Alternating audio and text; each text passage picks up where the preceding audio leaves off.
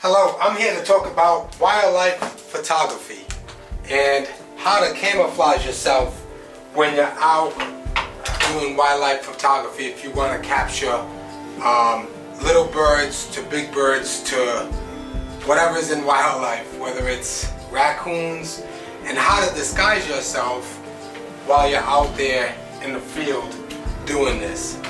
So there's some key things that I've been putting together to kind of camouflage myself, to make myself disappear within the wilderness or the wildlife out in the woods.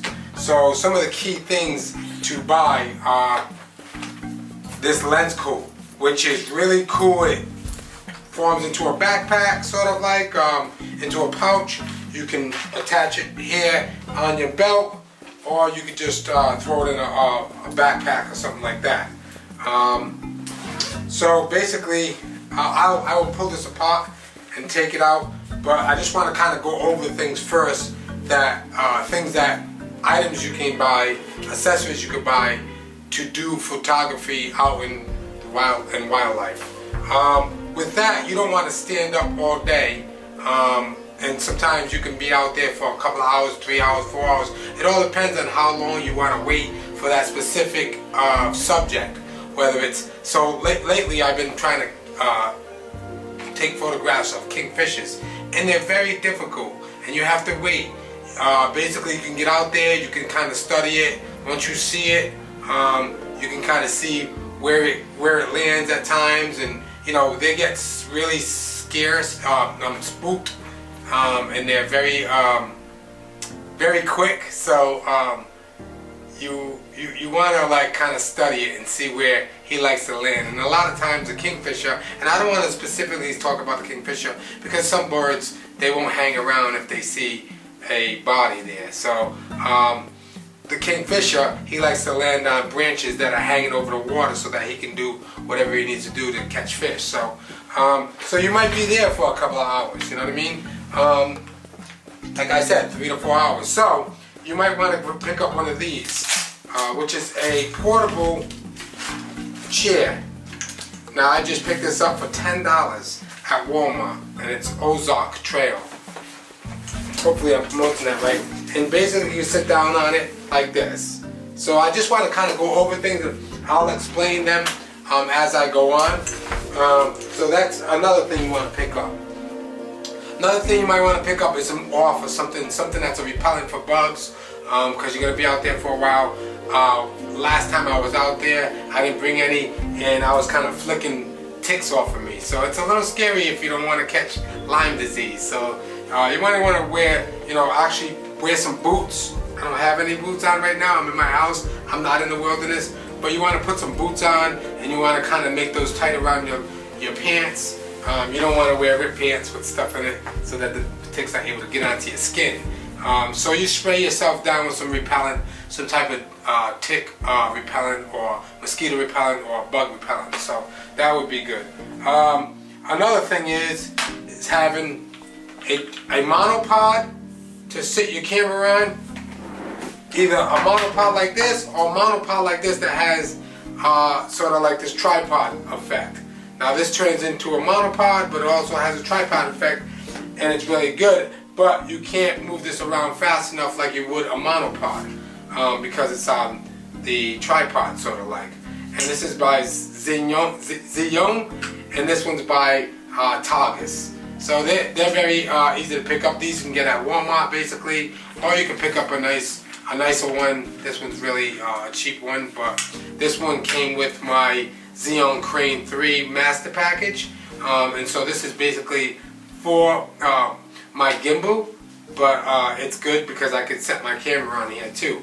Because with wildlife photography, you're definitely gonna need a big lens, and I shoot on Sony, and this lens right here is the 200 to 600G, and very sharp, very cool lens, but you can't sit there and hold this for a long time, so you might want to put it on a tripod, and basically you just screw the tripod on like this and open it up to where however you're going to be sitting. I'm going to kind of go over this a little bit more in depth, but you know, basically get it down to the level where you're sitting, and then you don't have to hold it all day. Now that's pretty good, but there's another thing that you can actually do is you might want to be able to, like when you're out in the field and you're walking to where you're walking, and it makes it easier, you can buy something like this. It's basically built for 2 cameras, but you can kind of like put your camera on this and just hold it like that. And there's different straps you can get to hold your camera when you are walking to wherever destination you're going to shoot wildlife. But anyways, let's kind of set this all up so that you can see. So I'm gonna actually take this off, and I'm going to put it on this tripod just because it stands better and I can do what I need to do, because it's a tripod, sort of like, you know, it's got this, you know, these can bend up, so basically I could still shoot as a monopod, but I can also clip these down, which is really cool. They snap in the pot, and then I can just set it down while I'm setting up everything else. Alright, so basically let me move this chair out and get this here. I'm gonna actually take off my sweater. No, I'm not stripping, but it's getting pretty hot. So I'm gonna take off my sweater, and then I'm gonna open this up and kind of give you a demo of disguising yourself, basically going undercover, yeah, I'm not investigating nothing, I'm just shooting certain birds. And this right here is really cool, this lens coat. I can tell you who it's by if I could just find the tag on it. I can't remember, but I did get it on B&H, which is cool. I can't find the tag, but I'll let you know in the comments on this video. But basically, it comes with this elastic strap to go right around. Okay, let me just unvelcro this because this strap goes right around your lens. Let me bring this a little far back. I don't know. I should have had a monitor so I could see what I was doing, but I think I'm in frame. But basically, it's got this elastic strap where you can get it locked on there and just have it just like that. That's pretty awesome. And kind of straighten it out a little bit, and then you got your little chair here. Set that up right in the back there. You know, find your position, find out where you want to set up at, and then basically you bring this up over you without dropping the camera. Let me take off my hat. That's camouflage, but it's got the American flag on it. Just show I'm a patriot, a true patriot of the country. So then you just kind of get underneath here, and then there's the pouch that it fits in also turns into a pouch that you can put stuff in, like another lens or filters or whatever it is that you need. Maybe some snacks in there, maybe a water or something like that. And you can basically, the zipper switches, I don't know if you can really see that from here, but it's another pouch inside of there that you can get to while you're underneath here. Now it's got a cap that kind of fits over your head, and it's got a Velcro so that if you got a bigger head than mine, you can actually Velcro that to fit your head so that it doesn't move around. And once you get underneath here, there's a screen which you can see out of, and basically you really can't see into. So then you can close it up here. I don't know if I'm doing that right. I'd have to, yeah. So I just gotta find the Velcro. You kind of close it up, and then, can you see me? So you get that hat on there, and you can probably go right over the top of that and fit that to your head. I'm sorry if I'm but basically I need to find the hat and kind of fit this right to my head so it's not moving around. I got a small head, so yeah, that's it really. But I can see pretty good. And then once I get underneath here and pull this all down, it really sits low, and it's pretty long. So, and once I got it Velcroed, then I can always go in and lift my camera up to my height. And I could just, you know, sit out here, and like I said, you can bring a water, and then this lifts up to my height. And of course, let's get it down a little bit so that I'm right there.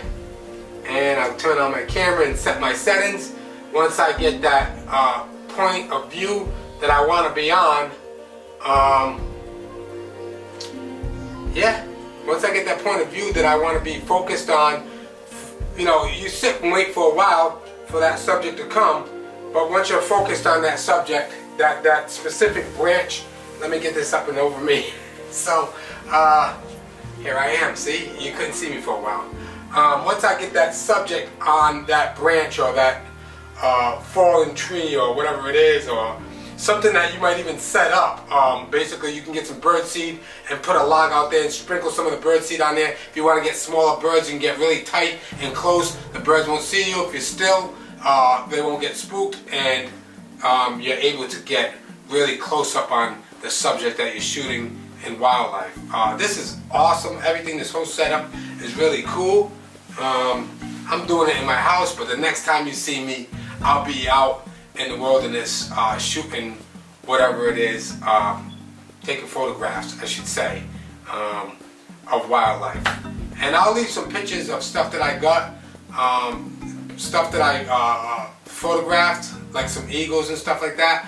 I didn't use this setup really out in the field yet, but this is what I'm planning to use this weekend with some snacks and some water. Alright, well, thank you so much for tuning in on Vision Media. My name is Mark Fisher, and if you got any questions, just leave it in the comment. Peace. Subscribe, and what is that other thing? Subscribe and like if you like it. You know, you don't have to, but peace out.